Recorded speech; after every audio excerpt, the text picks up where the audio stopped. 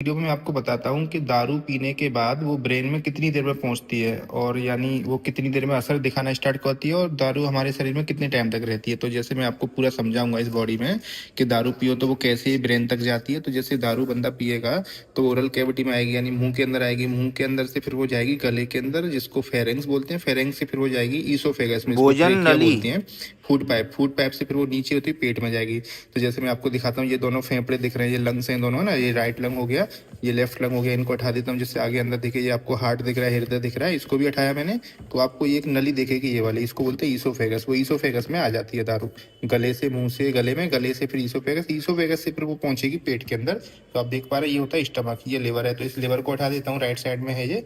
तो वो दारू पहले आएगी इस नली के थ्रू, यहाँ से जुड़ते हुए इसके अंदर भर जाएगी। अब ये स्टमक है, आमाशय बोलते हैं इसको।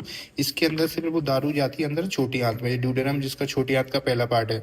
तो छोटी आंत में जाएगी, छोटी आंत में से घूमती हुई, ये छोटी आंत है सारी की सारी, घूमती घूमती फिर वो आती है बड़ी आंत में। तो जैसे आप देखेंगे तो यहाँ पर आपको ये दिख रहा है, बड़ी ये जुड़ी हुई है, इलियोसिकल जंक्शन बड़ी आंत में आ जाएगी, ये छोटी आंत से, है ना।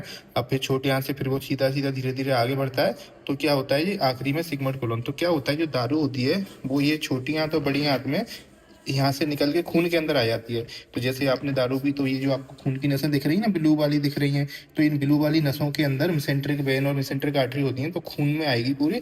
अब वो खून के अंदर मिक्स हो गई दारू, पहले आंतों में आई, छोटी आंत बड़ी आंत में, वहां से निकल के ये खून की नसों के अंदर आ गई। अब वो खून क्या होता है, सब जगह से ये नस मिलके एक बड़ी नस बन जाती है, इसको बोलते हैं पोर्टल वेन। तो जैसे आप देखेंगे वो पोर्टल वेन जो होती है लिवर के अंदर आ जाती है। जैसे आपको मैं दिखाना चाहूंगा, तो ये लिवर है। अब इस लिवर में नीचे से वो खून और दारू मिलके यहाँ पर इसके अंदर आ जाती है। ये आपको दिख रही है ब्लू कलर की, पर्पल कलर की, इसके अंदर लिवर के अंदर आ जाएगा। तो जैसे बोलते हैं ना दारू पीने से लिवर खराब होता है, क्योंकि वो पूरी दारू लिवर में आती है।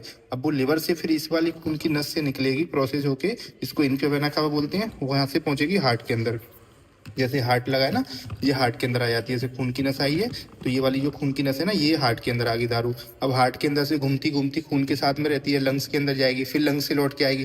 फिर ये जो है ना अयोटा, यहाँ से हार्ट के लंग्स से लौट के हार्ट में आएगी, हार्ट से फिर वो सीधी ऊपर जाएगी, और ये जो खून की नस जा रही है ना, और ये सीधी ब्रेन के अंदर पहुंचती, तो ब्रेन के अंदर आ जाती है। अब ब्रेन के अंदर वो अपना असर दिखाना चालू कर देगी, अफेक्ट करेगी ब्रेन के सिस्टम को, है ना।